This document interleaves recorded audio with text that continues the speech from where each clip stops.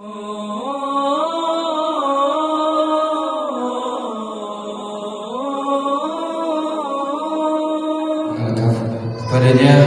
alihi falyatafadhal mashkura. Sallallahu ala Nabi Muhammad.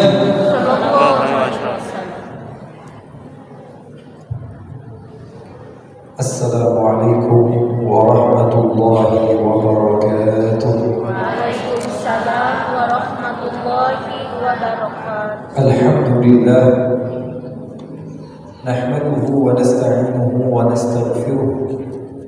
ونعوذ بالله من شرور أنفسنا ومن سيئات أعمالنا من يهده الله فلا مضل له ومن يضلل فلا هادي له أشهد أن لا إله إلا الله وحده لا شريك له وأشهد أن سيدنا وحبيبنا وعظيمنا وقرة أعيننا ونور قلوبنا محمدا عبده ورسوله اللهم فصل وسلم وبارك وكرم على رسول الله محمد بن عبد الله صلى الله عليه وعلى آله وبارك وسلم.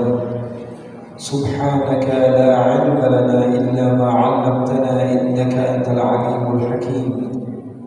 رب اشرح لي صدري ويسر لي أمري واحلل عقدة من لساني يفقهوا قولي. اللهم إني أعوذ بك من علم لا ينفع وعمل لا ينفع وقلب لا يخشع ونفس لا يشبع ونفس لا تشبع ودعوة لا يستجاب لها ولا حول ولا قوة إلا بالله. Hadirin hadirat yang dimuliakan oleh Allah Subhanahu wa taala, dan juga sahabat saya Ustaz Willy yang handsome, Masya Allah, yang tampan. Mudah-mudahan Allah Subhanahu wa ta'ala juga tampankan hatinya sebagaimana secara lahir Allah Subhanahu wa ta'ala berikan keindahan kepada beliau. Teman-teman semuanya, apa kabar? Semuanya sehat? Semenjak selepas asar tadi, alhamdulillah kita sudah mendengarkan lantunan ayat suci Al-Quran. Kita sudah mendengarkan pujian-pujian kepada Nabi Muhammad sallallahu alaihi wasallam. Kita juga mendengar kisah-kisah tentang Rasulullah sallallahu alaihi wasallam, nasihat-nasihat agama. Mudah-mudahan Allah berikan kepada kita ketenangan di dalam hati. Karena selalu saya katakan bahwa ketenangan itu mahal harganya.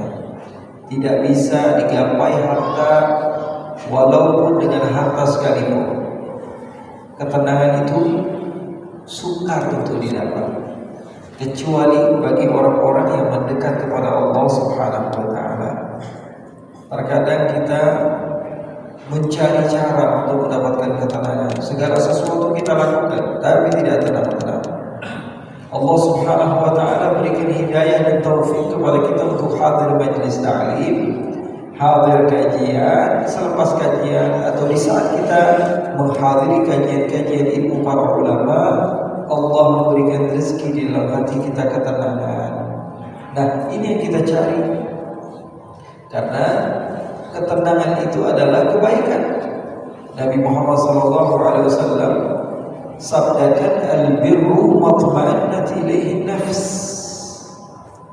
Kebaikan adalah sesuatu yang membuat diri ini tenang, jiwa ini tenang.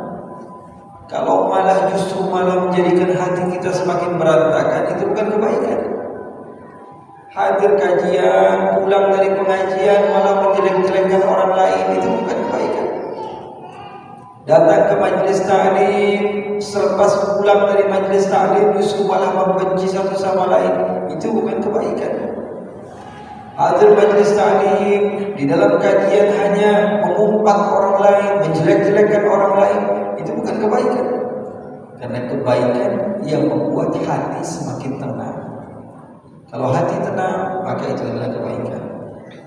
Oleh karena itu, dengan adanya majlis-majlis seperti ini, kajian-kajian seperti ini, yang kita cari adalah ketenangan hati dari sumpeknya kehidupan duniawi.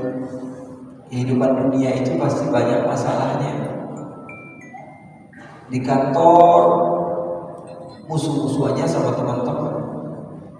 hasut-hasutannya sama teman-temannya yang di kantor.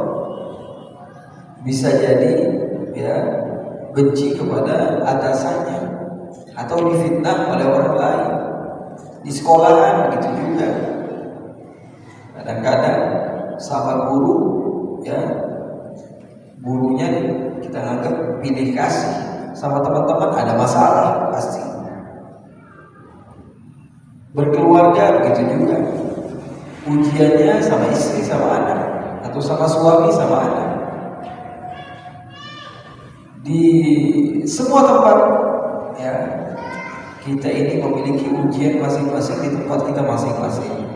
Oleh karena itu, ketenangan itulah yang kita cari supaya kita mendapatkan kebaikan di sisi Allah Subhanahu wa Ta'ala.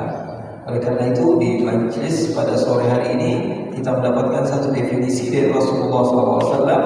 Kebaikan adalah yang membuat jiwa tenang. Kata Nabi, al-birru matma'innatul nafs. Kira-kira kalau kita mendengar bacaan ayat suci Al-Quran tadi, tenang atau tidak? Tenang atau tidak hati kita? Mendengar sholawat, pujian-pujian kepada Nabi Muhammad, tenang atau tidak tenang? Tenang. Tenang atau tidak tenang? Tenang. Alhamdulillah. Tapi kalau urusan duniawi, meski kita nikmati hal tersebut, tapi terkadang hati kita tidak tenang.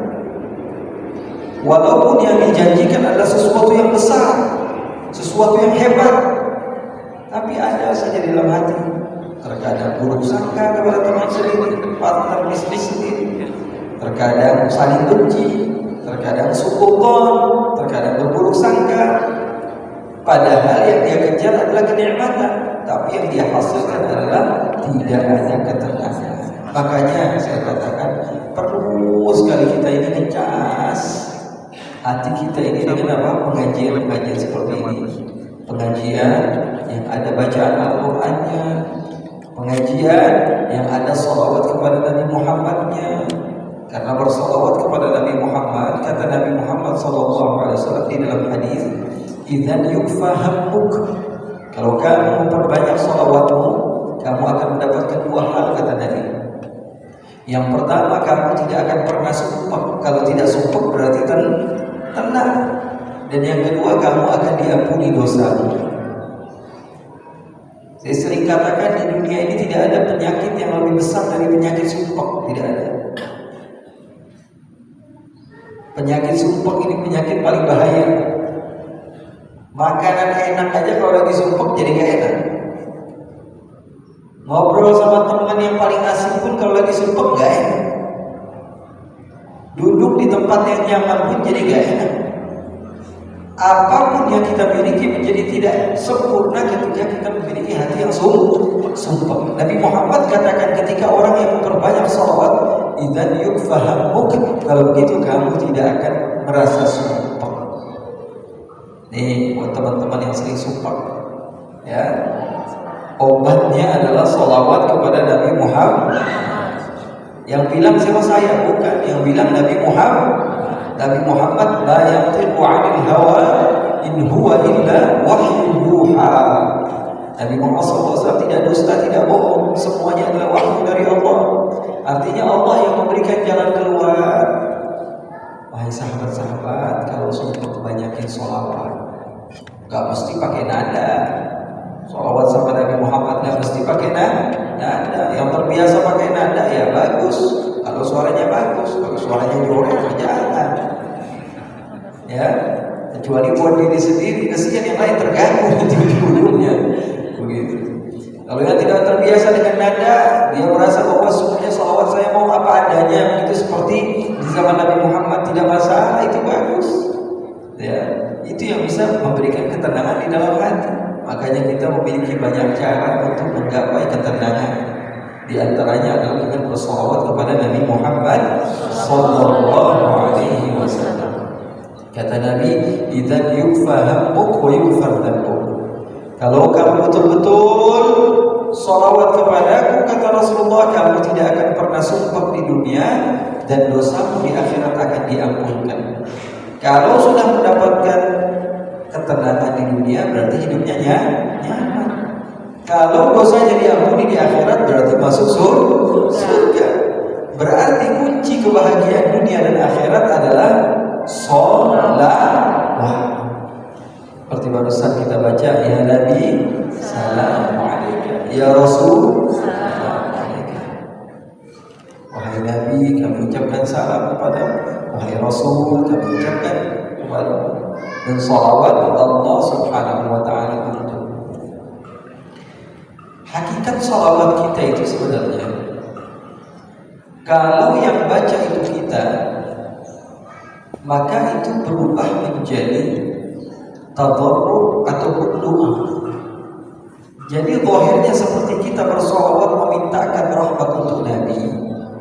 Hakikatnya adalah kita ini sedang mengharap pahala kepada Allah untuk diri kita, untuk keluarga kita, dan untuk orang yang ada di sekitar kita. Kalau sholawat itu datangnya dari malaikat, kata ulama, maksud daripada malaikat bersolawat bukan baca Allahumma sholli ala Muhammad, bukan. Tapi malaikat sedang beristighfar untuk yang membaca. Sedangkan ketika ada kalimat Allah bersolawat, bukan berarti Allah membaca sholawat, bukan. Tapi maksudnya Allah memberikan rahmat kepada Nabi Muhammad SAW. Jadi kita paham, bahasanya beda-beda. Untuk Allah sholawat artinya beda, untuk malaikat artinya beda, untuk kita sebagai umat juga artinya berbeda. Kata-katanya sama, tapi ketika disandarkan kepada Allah berubah menjadi rahmat. Innallaha, sesungguhnya Allah, yusalluna 'alan nabi, bersalawat kepada Nabi maksudnya apa? Rahmat. Wa malaikatahu, malaikat maksudnya apa? Beristighfar. Ya ayyuhalladzina amanu shallu 'alaihi wa sallimu taslima. Kalau kita bersalawat kepada Nabi, itu artinya kita sedang berdoa kepada Allah Subhanahu wa taala. Jadi kalau dari Allah itu sebuah rahmat, kalau dari malaikat itu adalah istighfar, kalau dari kita sebagai umat ketika kita bersalawat itu adalah tadarruk dan doanya kita kepada Allah Subhanahu wa taala, sehingga kita yang mendapatkan kebaikan. Bukan hanya kita mendoakan supaya Nabi Muhammad mendapatkan rahmat, tapi bahkan Rasulullah katakan, "Man shalla 'alayya marratan wahidah, sallallahu 'alaihi biha 'ashra." Seseorang yang bersolawat kepada Nabi satu kali, Allah akan bersolawat kepada orang yang bersolawat. Kalau Allah bersolawat ngapain? Kepada orang yang bersolawat. Kalau kita bersolawat ngapain? Doa. Kita bersolawat sekali, Allah akan memberikan rahmatnya 10 kali.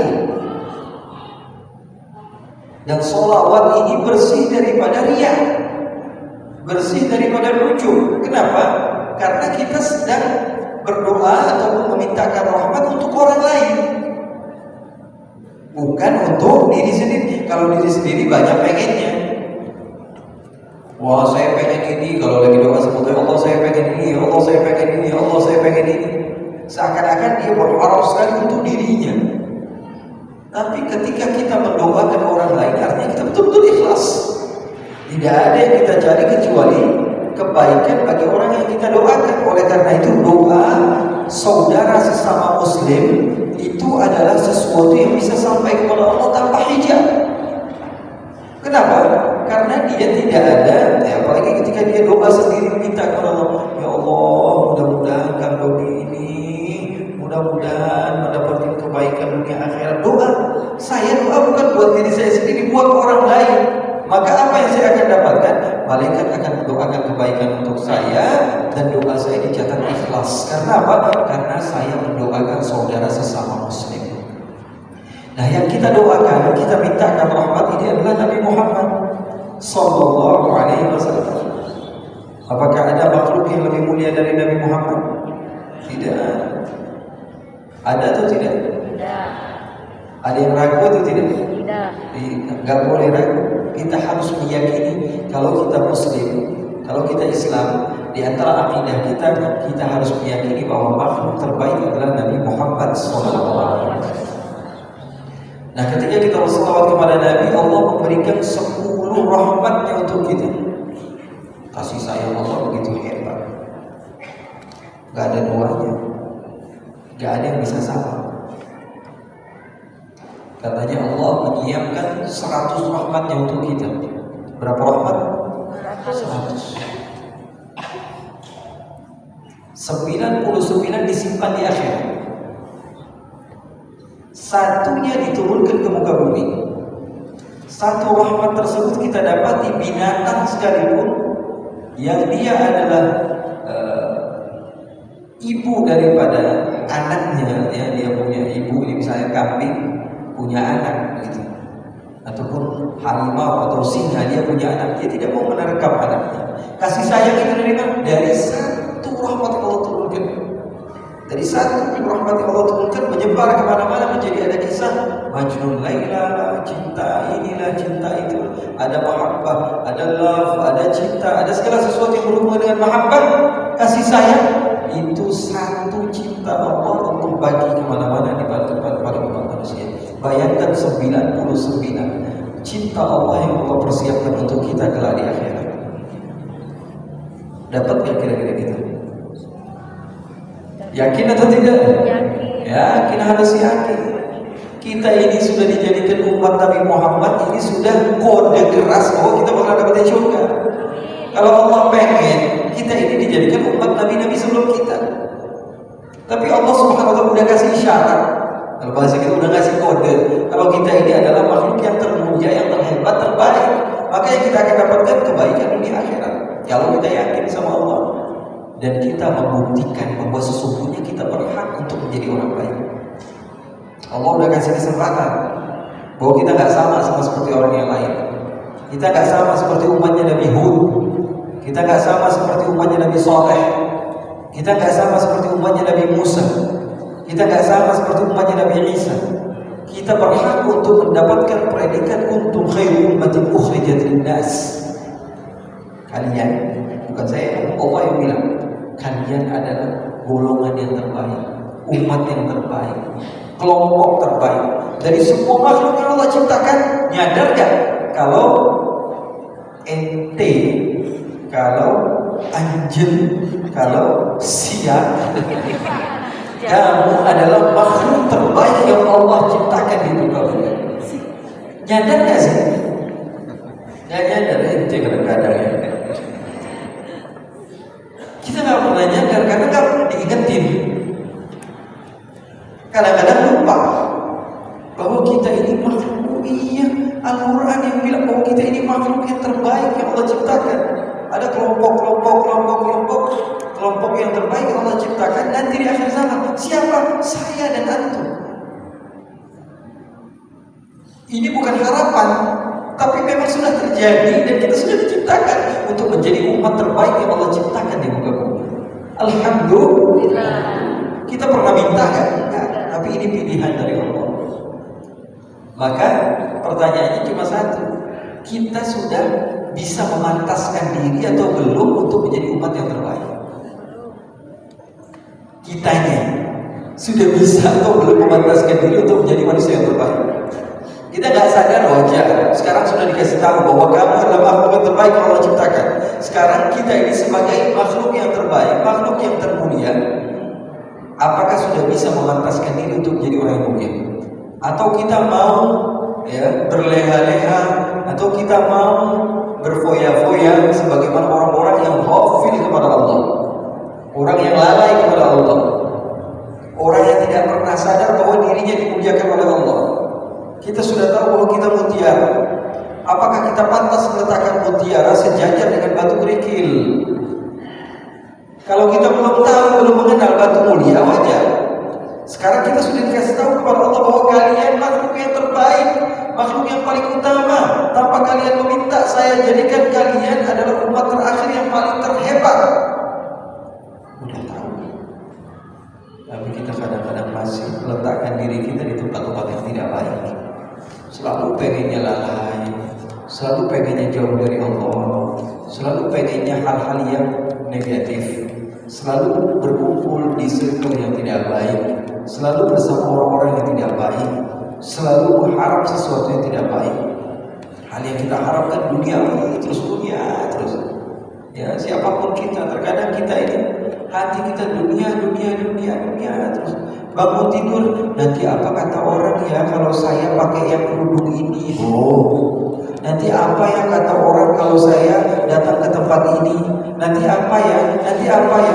Di dalam pikirannya hanyalah penilaian manusia.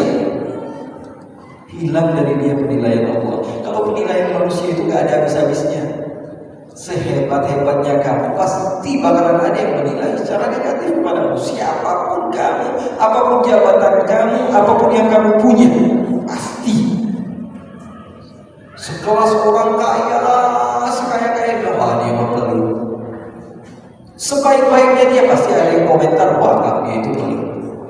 Setampan-tampannya orang, dia tampan tapi ngebosenin mukanya. Sehebat-hebatnya, seberani-beraninya orang, dia juga pernah kalah kok. Semulia-mulia kamu, bahkan sekelas Nabi Muhammad saja disebut penyihir, penyair. Ini makhluk yang kita yakini paling mulia. Semua sepakat bahwa yang paling mulia. Bahkan orang yang non-muslim pun menulis satu buku, orang yang pertama dijadikan paling berpengaruh di dunia adalah Nabi Muhammad. Semua sepakat Nabi Muhammad yang paling berpengaruh. Itu aja orang yang sudah disepakati paling mulia sejagat raya diomongin sama orang, dibikin karikatur sama orang. Ente mau aman-aman aja. Ya, kita aku ini gak pantas kalau gak dibilang seperti itu. Tapi aku diomongin sama orang dari belakang, dibilang begini, dibilang begitu. Kalau ada orang yang ngomongin kita, kalau ada yang ngomongin kita dari belakang, ya, ngomonginnya dari belakang. Ada satu ulama dibilang, kamu dibilangin begini, dia ngomongin dari belakang. Ya saya nggak sakit, saya kalau dipukul dari belakang, ya saya nggak sakit. Saya dipukul, sayanya nggak ada. Kira-kira ngerasa sakit kan? Saya dipukul, saya diomongin di Jakarta misalnya. Saya ngerasa sakit. Untuk apa saya sakit? Saya dipukul, sayanya nggak di situ. Saya nggak ngerasa sakit. Kalaupun ada orang yang mengejek kita, mencela kita, katakan kepadanya, kamu itu tahunya baru sedikit, yang lebih buruk dari itu saya masih banyak. Alhamdulillah Allah gak tampakin. Benar gak? Kita ini semuanya aib, kita ini semuanya keburukan, kita ini semuanya kekurangan, kita ini semuanya kesalahan. Kalau ada yang ngejek, kamu ini ya orangnya begini, ya memang saya begitu. Kalaupun saya gak begitu, masih banyak keburukan yang kamu gak tahu. Masih banyak banget yang tahu cuma saya.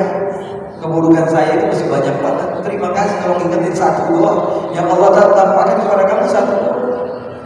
Padahal keburukan saya jauh lebih banyak daripada apa yang kamu tahu. Makanya adanya pengajian seperti ini kita belajar untuk menggapai ketenangan di dalam hati. Karena ketenangan ini adalah puncak kebaikan dunia akhirat. Ayo cari ketenangan. Kalau dengan maksiat gak bakalan tenang, benar. Orang yang maksiat itu semuanya yang sudah berpengalaman sampai sampai tua, dia setiap dari muda sekali dia bermaksiat kepada Allah sampai tua, ujung-ujungnya balik bertobat kepada Allah bilang saya nggak tenang.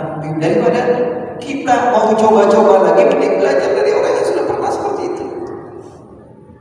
Ya, orang yang memuaskan dirinya dengan maksiat itu nggak pernah tenang hatinya. Di dunia nggak tenang, di akhirat dapat dosa. Oleh karena itu, ya kita belajar terus-menerus, belajar bagaimana caranya supaya hati kita tenang. Karena ketenangan ini bukan hanya hal untuk duniawi saja, tapi ketenangan adalah kebaikan. Nabi Muhammad katakan al-birru matma'annat ilaihi nafs. Hadisnya sahih. Nabi Muhammad katakan kebaikan adalah sesuatu yang membuat hati tenang. Ayo cari ketenangan dengan hal-hal yang positif. Ya. Karena inilah yang dinamakan kebaikan. Kalau maksiat walaupun nampak sepertinya membawa ketenangan sekali, kedua kali, ketiga kalinya justru menjadikan kita semakin malas, semakin sumpah. Orang pengen minum, ngilangin sumpah, ujung-ujungnya keterusan. Akhirnya tambah sumpah, gak punya uang lagi. Udah dosa, maling, berlipat, tambah sumpah habis itu. Kabur dari rumah atau ataupun apapun yang dia lakukan tidak sama sekali membawa ketenangan. Ketenangan adalah ala bizikrillah tatma'innul qulub. Berzikir kepada Allah, bersolawat kepada Nabi. Di dalam Al-Quran dikatakan berzikir kepada Allah menenangkan hati. Di dalam hadis Nabi Muhammad SAW dikatakan bersolawat menghilangkan kesumpakan.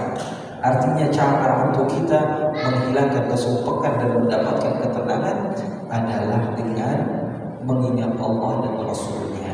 Dan satu lagi Nabi Muhammad katakan bahwa sesungguhnya membaca la haula wa la quwwata illa billah adalah obat dari 99 penyakit. La haula wa la quwwata illa billah dawa'un min 99 da' aisaruha al-ham. Penyakit yang paling kecil dari 99 penyakit adalah kesumpakan. Jadi la haula wa la quwwata illa billah bisa jadi obat. Obat dari 99 penyakit. Kata Nabi Muhammad, penyakit yang paling ringan dari 99 penyakit adalah penyakit yang paling besar yang kita baru bahas tadi. Penyakit yang paling ringan adalah penyakit sumpah.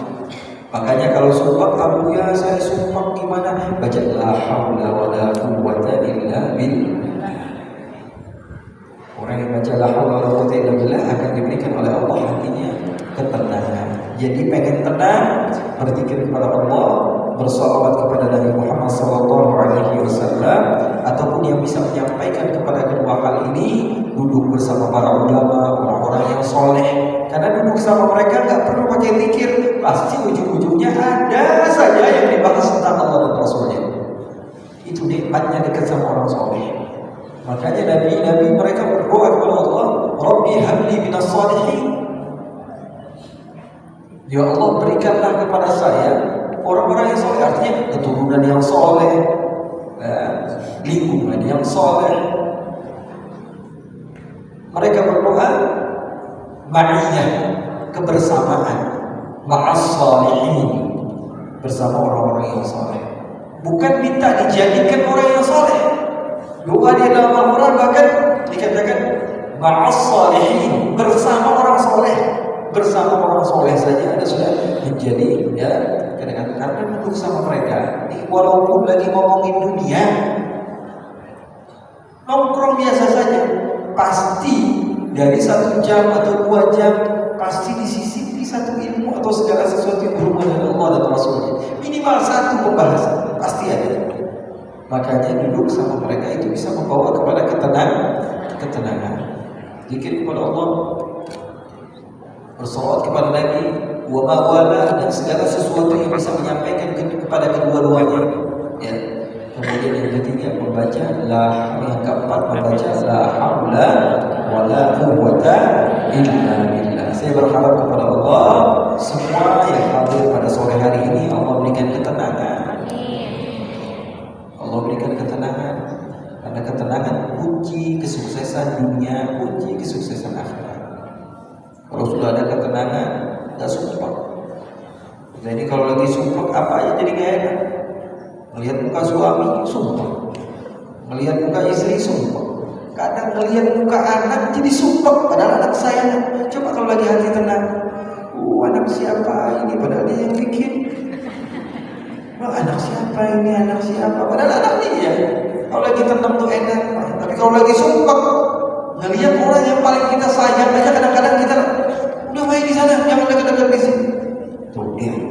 Ya, artinya urusan duniawi, urusan ukhrawi semuanya berada di kunci ketenangan. Maka cari ketenangan tersebut dengan cara-cara yang positif sehingga kita mendapatkan kebahagiaan di dunia dan kebahagiaan di akhirat. Mudah-mudahan Allah berikan kepada kita kesempatan untuk terus hadir majlis-majlis seperti ini.